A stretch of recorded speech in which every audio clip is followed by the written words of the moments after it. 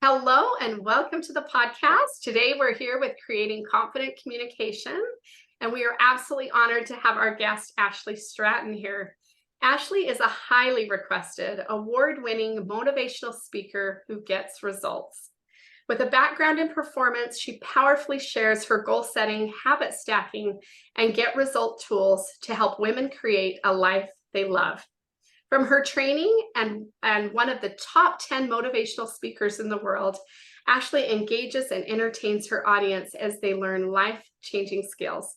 As a certified speaker through Connie Sokol's DTL Speakers Academy and through her global leadership training, Ashlee knows how to motivate an audience to action. Ashlee also guest hosted a podcast series with high-profile guests on the purpose-filled life and is an engaging emcee for women and private networking events. She has recently interviewed over 100 mompreneurs on how to pursue your goals without sacrificing what's most important, and is working on a book to share her findings. Off the stage, Ashlee is a wife to her best friend Rob and a mother of 4 children. And when she isn't mothering or speaking, you'll find her playing pickleball, baking something yummy, reading, or spending time outdoors with her family. Ashlee, thank you so much for being here today. Yeah, thanks for having me. I'm excited to be here. That's amazing. I love that you make treats and play pickleball and do it all as a mom and speaker. How do you do that? Let's just start there. All right. Well, I guess I try to do it all, right? There's a lot of give and take, and right now I'm really working on building my speaking career. So pickleball has taken a back seat. It's hard to do a lot of things well, and actually that was kind of sad for me because I had a lot of friends that we were growing at the same level in pickleball, but and I've had to take a step back and they've continued on without me. And so I've realized that my goals and my dreams of becoming, just the greatest speaker that I can be and influencing as many people as I can. That's my number one goal. And it's really hard to do multiple things well. And so I've had to just really focus in on that. What's that one thing that I want to do? And I've even sometimes get distracted on like, oh, maybe I should create an online course, or maybe I should do this. And I'm like, I have to bring myself back. I'm like, no, it is speaking. It is speaking for me. And so I'm putting all my eggs in that basket. I love that. And every time I Yeah. work with you, that's like such a good quality you have. What I've seen is just like not getting too sidetracked, because I see that you really take time for your kids and your husband, from what and so I find that amazing that even though you love pickleball, you decided you would that was just taking a little bit too much time. Is that what I heard you say? Yes, yes, it was. It was like, I think it's really important that we just decide like what it is that we want to do and go after that, you know? I love to talk about goal setting and the goal setting process in some of my keynotes. And when women aren't focused on their goals and the vision that they're going after, it can become really difficult to accomplish it. So having a vision, knowing where you want to go, is key to making your goals happen. So I'm trying to live true to my message, you know? I'm trying to stay Yes. true to my vision in my life that I have planned, you know? So I'm just trying to make that happen. Well, I would love for you to be thinking about some things you can share with us as moms and business owners, or even anyone who's listening to this who wants to go after their goals. But I would love to ask you, how did you get started on the journey of teaching others about goal setting, and what brought you to a space to want to, share your message and have this confident communication about goals? Will you share with us? Yeah. So it started for me when I was a teenager. So I grew up on the stage. I grew up performing from the time I was 5 years old. I was dancing every like multiple weekends of my life were just spent dancing or singing, doing show choir from cheer to student government. I was always on a stage somewhere. And I felt very at home on the stage. And I love that. And so when I was about a senior in high school, I tried out for a local pageant and I ended up winning that pageant. And it really was a defining moment for me because I was able to then share a powerful, positive message with what they girls have what's called their platform in the pageant world. And I feel like that's something we don't see in the pageant world a lot, but every girl has their own service project that they feel passionate about and making a difference in their community. A lot of girls will choose, like mental health or drug abuse or serving homeless or serving children. There's just so many good things that go on with the platforms in the pageant world that we don't see. A lot of times we see that glittery stage part, but we don't see what goes on behind the scenes. So behind the scenes, After the pageant, I was speaking to elementary schools and youth. I was speaking to a lot of youth on goal setting. My platform was all about striving for excellence and accomplishing your goals for youth. So I started taking that message around. I started getting positive feedback that, like, wow, this is really good information and really helping people move forward in their goals. And I had some powerful experiences where people even wanted to be connected to my parents because they're like, wow, who raised this girl and brought this message about, you know? And so I just really love that. I'm like, wow, do I have this inside of me? I didn't even know that it was there. I feel like it just kind of happened upon accident because I'd always been used to performing, and then it kind of translated into speaking, like this new way of performing of, oh, I can speak too. It's not just dancing or singing that I can do, but I can speak. And the speaking really hit home for me because yes, I love to dance and sing, but share people and help people in that way. But the speaking really resonated with my soul when and that kind of settled on me, just that desire to help people move forward through a powerful message. And then after high school, I went to college, and I needed to sign up for a public speaking course. And I was going to sign up for like just your regular professor, a Monday, Wednesday, Friday class, at 8 a.m. And that fit my schedule the best. But my college had brought in a professional speaker from the outside world. And he was named one of the top 10 motivational speakers in the world. But his class was only once a week on Fridays from noon to 3. And I'm like, I am not taking a noon to 3 class on a Friday afternoon as a single college student wanting to have a social life, That was like, I didn't know who Dan Clark was. That was the speaker they brought in to teach this class. And I happened to be going over my schedule with my dad, which I never do. I did everything on my own, but I happened to talk about this one piece. I'm like, I need a public speaking class to fulfill my credits. And I'm like, there's this Dan Clark guy coming in to teach a class. And my dad said to me, I can't remember if he actually knew who Dan Clark was, but he's like, when they bring in people from the real world, that's the class you take. He said, you have to take that class. And I'm like, fine. He convinced me to take it. So I signed up for this class. It was actually a smaller class. The classroom was probably half full. And every Friday, we got to hear from a master speaker who I can't even imagine what his speaking fee is. Like, just know that there's 2 numbers before the comma and his speaking checks. That's how good he is. And it was life-changing. Like, it cemented in my heart the desire to be a professional speaker, like just glued it. I had those experiences performing growing up and then speaking with pageants. I also had a small speaking job that I got hired for in college where I'd go speak to youth homes. I contract with a guy who did self-defense for women, and he brought me in on his team to go speak to youth homes. And I just was again lit on fire. And taking this class from Dan, I was just like, wow, I can really see how speaking can be a positive thing. And then I got married and had kids, and my life came to a screeching halt on everything that I wanted to pursue because I had 4 kids very fast. And then the past about 3 years, I always knew that I'd get back into speaking. And when my youngest was about 2 years old, I'm like, it's time. Like, I just was waiting for her to be just old enough to survive for a second. And I jumped back into it about the past 3 years. So that's kind of how I got started and where I've been lately. Well, so first of all, what college were you at when they brought Dan Clark in? I was at Utah Valley University. Oh, that's amazing. So I had the opportunity to hear him speak, and it's just incredible the way he can bring you from laughter to tears. And I mean, I mean, what an honor. So how many did you say were in your class at that time?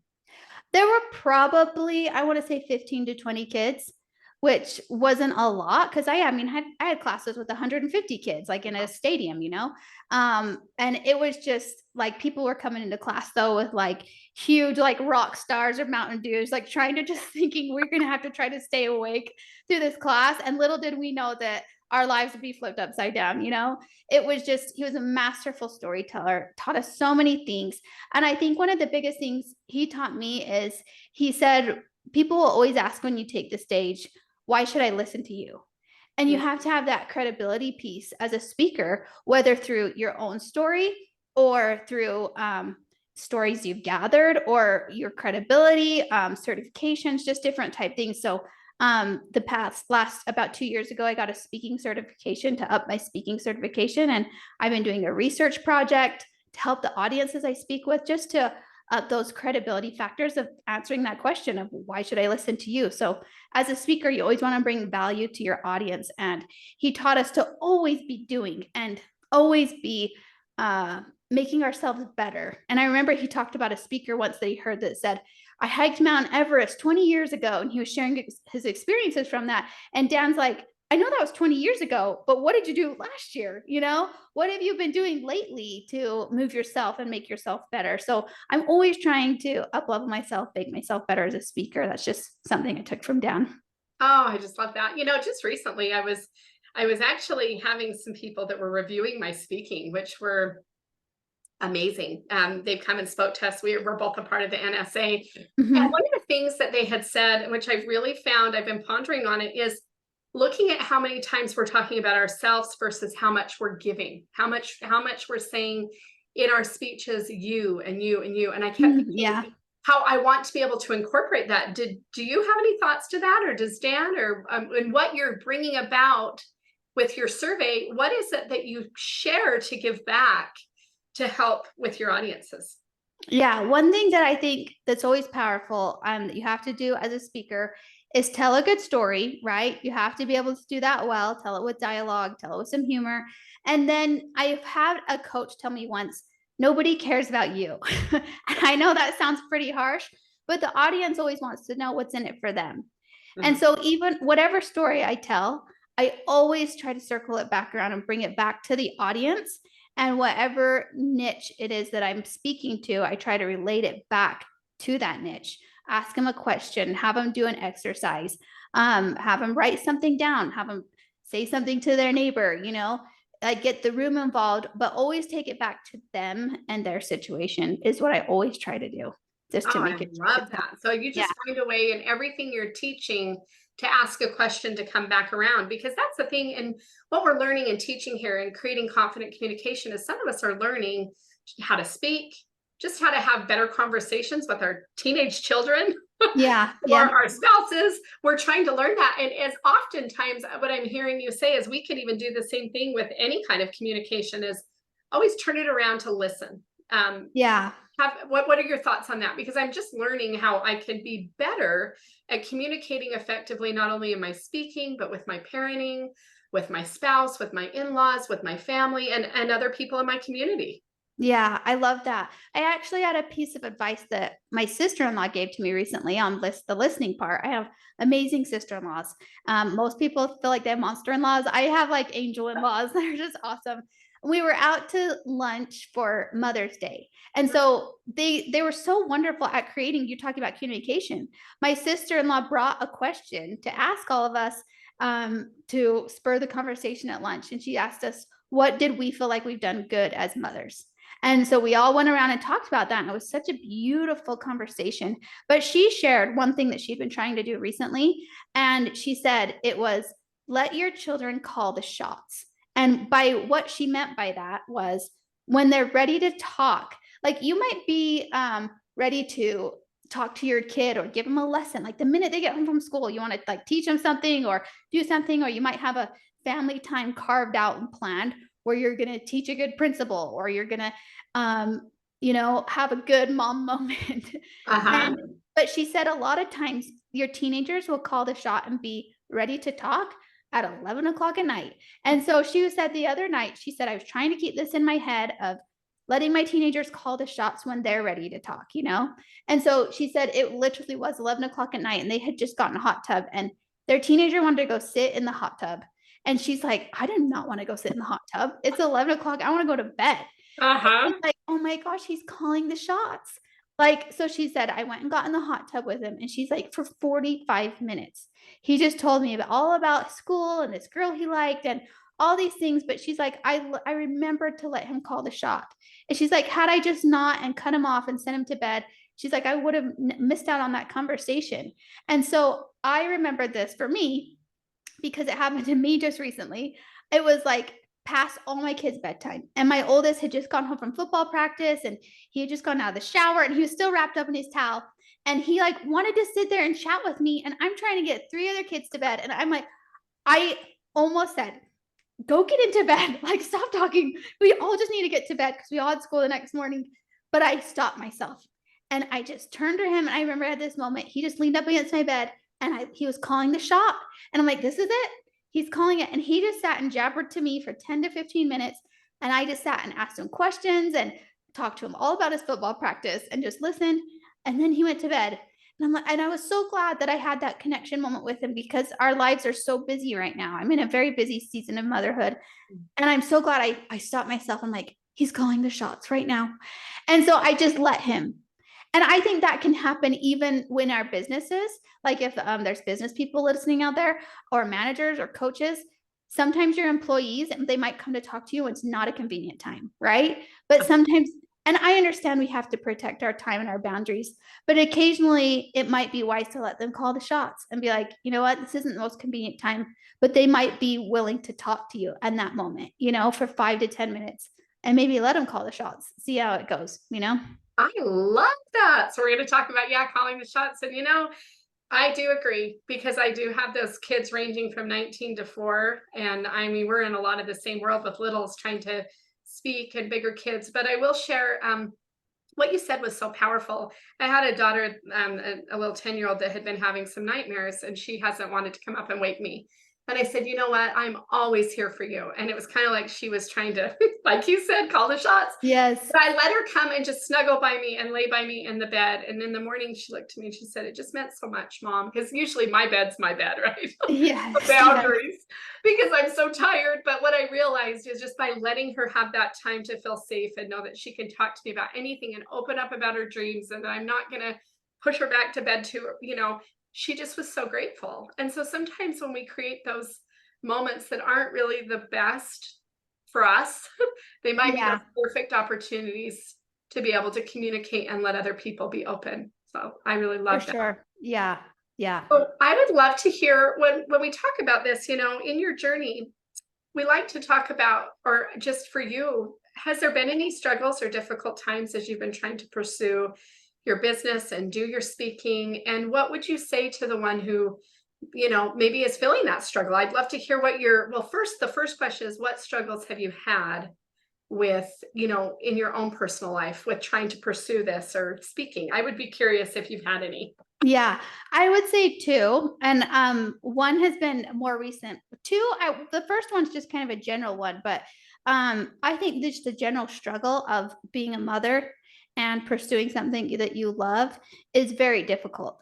In all the women that I've interviewed, I've asked all of them, I've said, do you feel like it's possible to pursue your goals and still put your most important priorities first, like your faith, if that's applicable, or your family, etc.? And 100% of them have said yes. But a lot of them have followed it up with, but it's not easy. Like over and over again, it's just been, but it's not easy. And I think that that's why a lot of women don't pursue their goals and try to have a family at the same time, because it gets really hard and it can get really messy.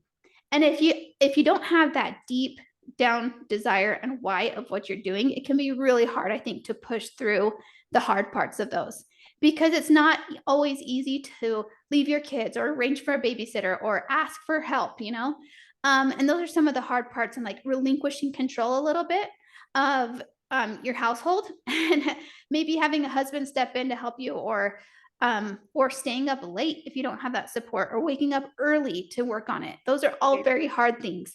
A lot of women have also said it's been hard to hire out help and relinquish control of certain things in their business. They're like, wow, I just want to be able to do everything. And it's hard to do it all. So I'd say that one in general has just been hard. But the women that I've interviewed, and for me too, the ones that accomplish their goals are just the ones who stick through it and just persevere through the hard, truly are the ones that make it to the other side. It's hard and messy for everyone. There's like no exceptions to that, like zero. Nobody has the easy path. And so that's become very clear in my interviews. And the women who stick through the hard are the ones who come out on the other side, And then the second one for me is I had a health challenge. Sorry, I feel like my voice is giving out on me a little bit. You're great. I'm grabbing a sip of water. Thank you for sharing these things. Yeah. They mean a lot. The second one for me was when I was pursuing my speaking certification. I had started speaking for about a year, and then I got invited to come to a retreat and then join a leadership circle afterwards. And within the leadership circle, they had a speaking certification. And I had talked to how passionately I was at the beginning of this podcast about speaking. So you can imagine how excited I was to be on that road again and be like, wow, I'm actually speaking. I'm getting this certification. I'm moving forward. I'm upping my qualifications as a speaker. And then I was hit after I went on a trip with my family, and I was hit with a really bad case of vertigo that just wiped me out completely. Like I was running into walls. I was forgetting my groceries at the grocery store, forgetting my neighbors' names I lived by for 7 years. Just so many things. Some days I was so dizzy. I was bedridden. I couldn't get out of bed. And when I get on to do my speaking certification on Zoom, it was all done through Zoom. All my training, it would send me into a fit of vertigo, and I couldn't take care of my family. Like I was barely surviving. And so I had to tell my trainer that was training me, I had to say, I need to take a break and just take care of my health and figure out what's going on. And I went down the Google rabbit hole of trying to diagnose myself, and I read so many stories about people that it never went away. And I had a friend who, it was a water trip that had sent this whole thing on spiral for me. And I had a friend whose uncle was a sailor. And I said, ask him how he gets rid of his vertigo after all of his water trips. And he asked him, and he came back and he said, does it ever go away? Like he laughed like I was crazy that I thought that I could get rid of this vertigo. And I was like, oh my gosh, I just felt so hopeless. And so I started doing so many things. I got so much medical treatment and nothing really helped me. I did a full treatment at a brain clinic center, spent thousands of dollars there, had MRI, CT scans, lab work, you name it. And I had a stranger on the internet recommend the book called Rock Steady, and it's healing vertigo and tinnitus through neuroplasticity, which is the idea of retraining your brain. And one of the first principles that healed me in that book was allowing the vertigo to be in your body, just allowing it to be a part of you and not fighting it. Because for so long, I would lay my head to go to sleep at night, and my head would be banging so bad I couldn't sleep at night. And I started experiencing insomnia during this whole period of vertigo.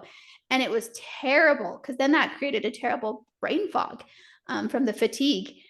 And this idea of allowing the vertigo to be in my body, I was like, what? This is like a whole new idea to me, because I had just been fighting it. Every night when I go to bed, I pray for it to go away. I would try to replace it with other thinking. I would read, I would physically exercise. I do everything to expel it, to like make it go away.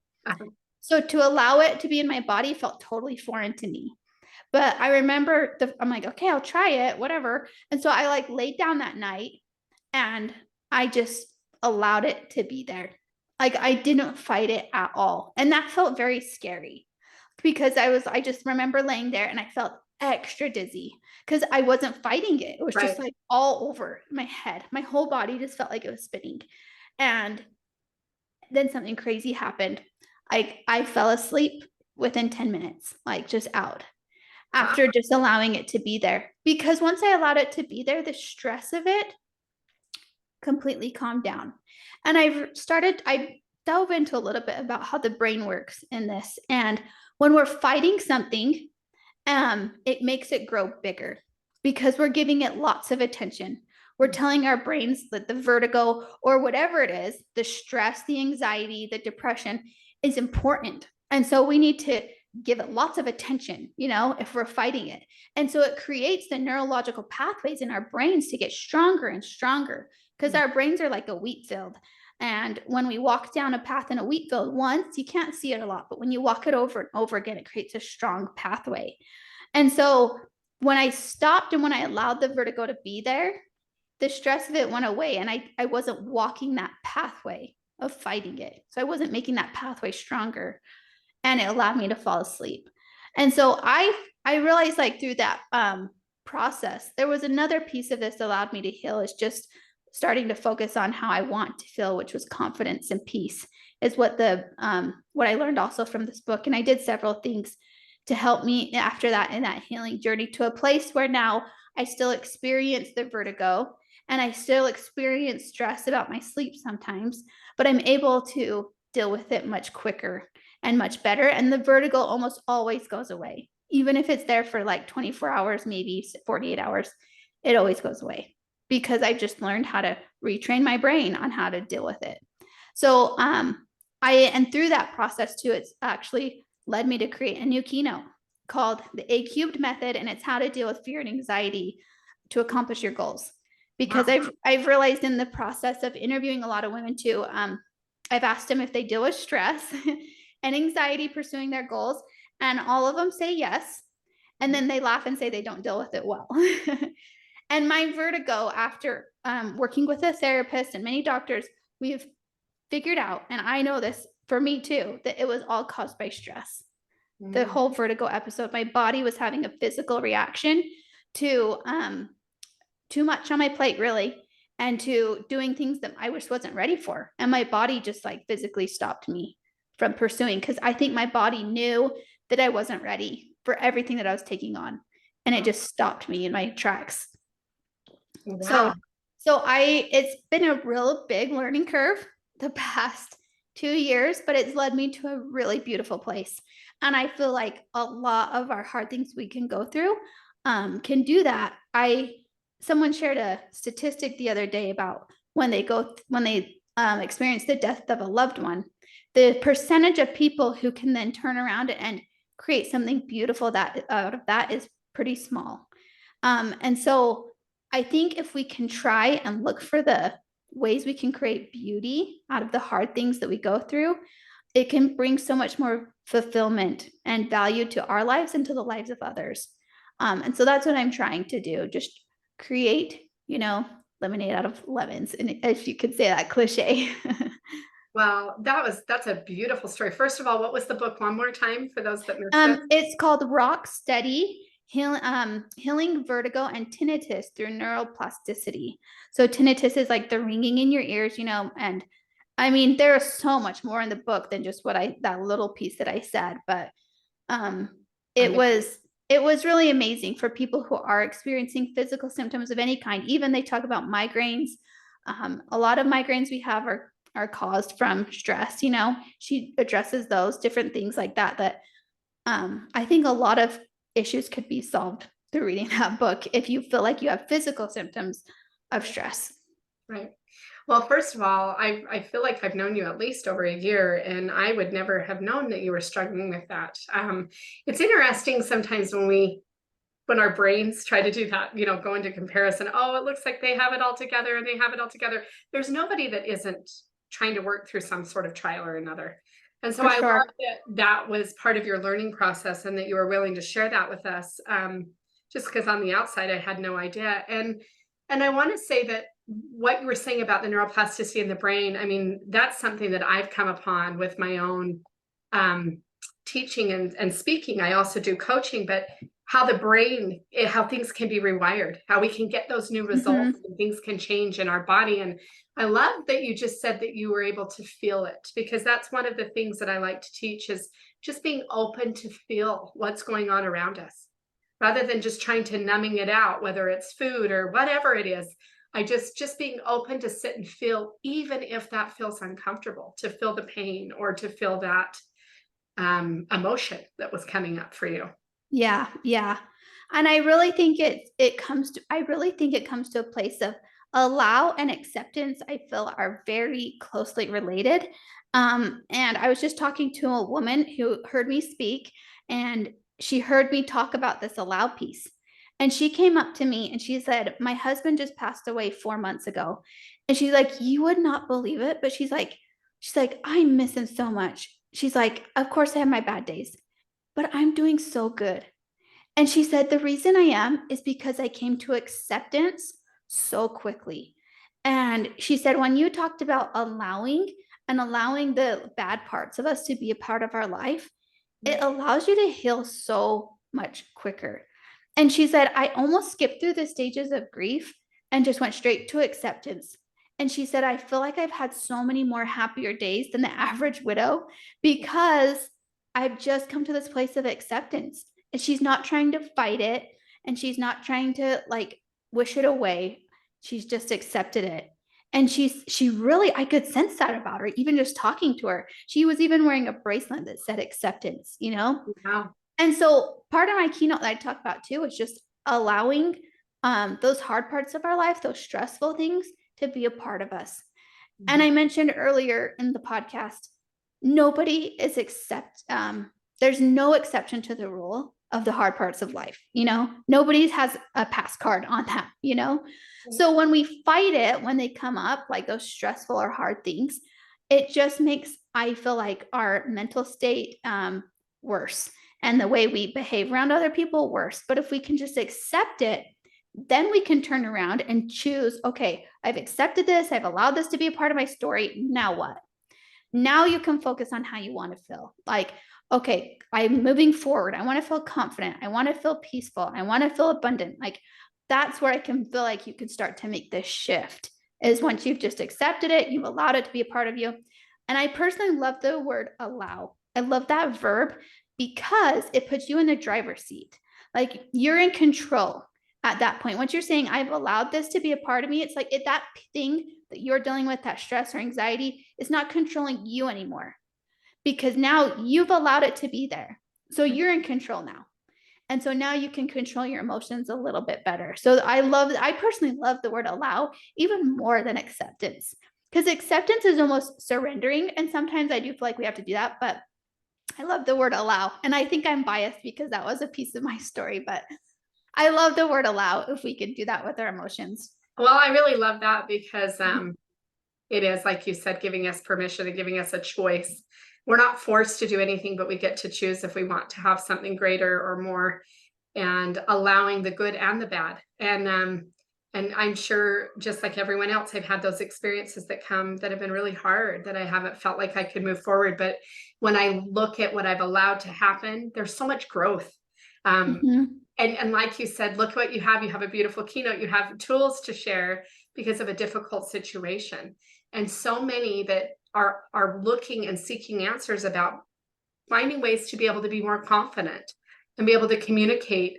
You know, I guess I would love to give them one more tool. Or what would you say to that one person that, honestly, Ashlee, either struggling with a health condition, like you said, or maybe it's mental health, or they feel like they have something they want to share and they want to contribute, but they don't know how. And so I always ask that question, what can we say to the one person? How could we help someone who's in need of moving forward with what we've shared today? Would this someone be someone who's struggling with a health condition and they have a goal of something they want to achieve and do? Well, Or I feel like with what we're teaching is, I really feel like the people that are drawn to this, that they want to have more confidence. They want to be able to communicate. They want to be able to have better relationships and connection. And so I feel like we could be speaking to, and you choose, to the one that doesn't feel like they can do that, but wants to get out and start speaking or sharing, or the one that's going through a hard trial, you know, and they don't know how to get on the other side. But maybe what you shared about the brain and the neuroplasticity was huge. I just wondered if you had any other thoughts. Yes, I think if you are going through something hard and you want to get to the other side, I think a huge, huge piece of it is looking at your circle of influence. I know that this has been preached too much, and it's so almost cliche and over the top. But there was a study done by Dr. David McClelland. He's a social psychologist from Harvard. And he said that the people you habitually associate with determine as much as 95% of your success or failure in life. Like 95%. And you can even imagine just the people you're surrounded by on a daily basis in your home. Like if you have a good relationship with your spouse or even a bad one, how much, or a boss that you associate with on a regular basis, if it's a good one or a bad one, how much does that affect your success?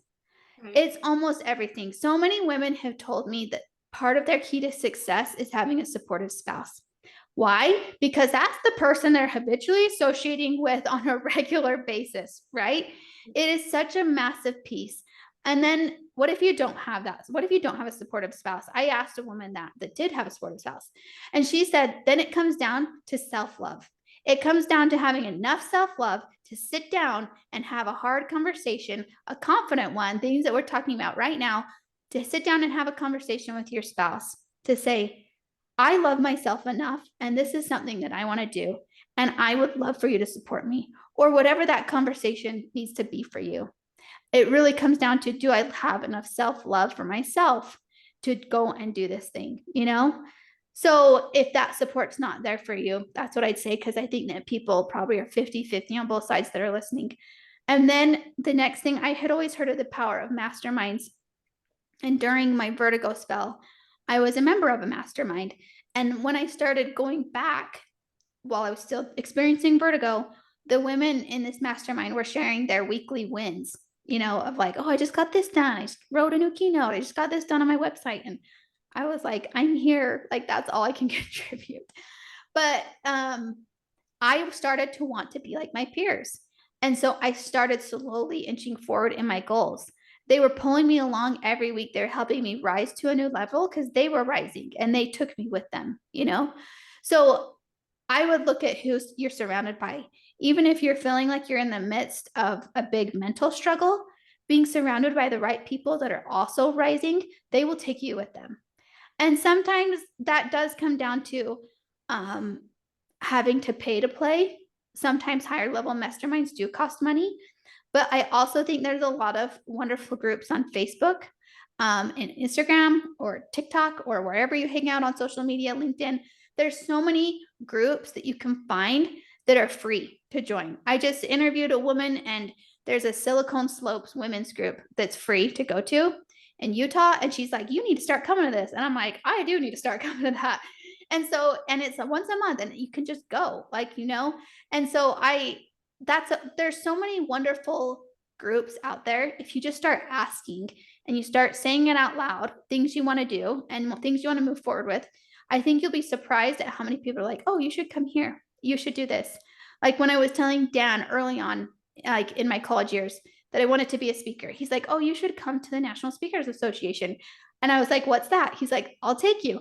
And he took me, and he wasn't even speaking. He just took me, and I went with him to the National Speakers Association. Had no idea what that was.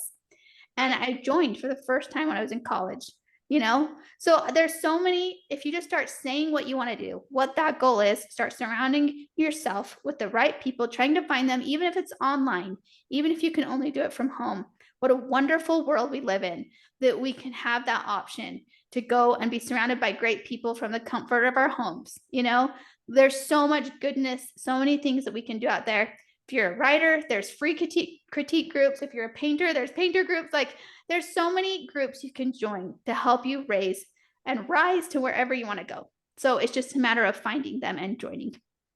Oh, I absolutely love what you said. I second it all. And even someone had told me this, even if you're feeling like you don't have your friends or your people, what you consume yourself with, the music, the podcast, the learning, you can, and someone said, well, have your best friends be, you know, if you like Mel Robbins, or if you listen to this or this or this, like consume yourself with the people that you want to become or listen. And those can be our influential friends around us too. So there's so many ways. And I absolutely love that. Ashlee, you have given so many wonderful, just wonderful thoughts. Did you have anything else you want to leave us with in closing? This has been so great. Yeah, I think I'll leave you with this. I share this on almost every podcast I go on, but I feel so passionate about it. So I had the opportunity to hear Stephen Covey speak when he was still living. And you're nodding your head. You've probably heard me say this before, but he's the author of 7 Habits of Highly Effective People. And I'm one of those people that just love to go talk to someone after I hear their speech. So I went and talked to him, and I asked him, I said, if you could only give someone one piece of advice to accomplish their goals, what would it be? And he said, plan your weeks. And I was like, what? I thought he was going to tell me some magical spell or something, but it was simple. It was plan your weeks. So if you're not already planning your weeks, if you want to move forward in your goals, or if you want to have better confidence or communication, are you taking time to plan on how you're going to do that, like throughout the week? Are you going to set aside some time to read a confidence book, or maybe talk to someone or interview someone who you admire? Like, have you set aside the time and plan that into your week to make it happen? I really believe that accomplishing our goals comes down to planning our weeks. I love that. So can you give us one bit of advice? How do you plan your week, Ashlee? We would love Yeah. to hear. So I have a reminder that goes off on my phone every Sunday night from 9 to 10 p.m. And I spend that time planning my week. I just did it yesterday because today's Monday. And I was so glad I did, because I was so tired last night and I didn't want to do it. But I just did it. It was even past 10 p.m. last night. By the time I had sick kids, so by the time I got everybody to bed, it was later than usual. And I was like, oh, I just got to plan my week. So I planned my week. And I'm so glad I did, because I had a couple pockets of time that I didn't realize I had, of where I'm like, oh, wow, I am going to be able to analyze this interview. Oh, wow, I am going to be able to work on my keynote at this time. And I just had those pockets of time that I wouldn't have planned out had I not planned my week in advance. And now I'm going to be showing up for that calendar and moving the needle, moving forward in my goals, because I'd planned the time to do it. Oh, I love that. And you know what? I actually had never heard you say what you shared. I've heard you share a lot of great things, but I didn't know that he told Okay, you that. good. So thank you. And you know what?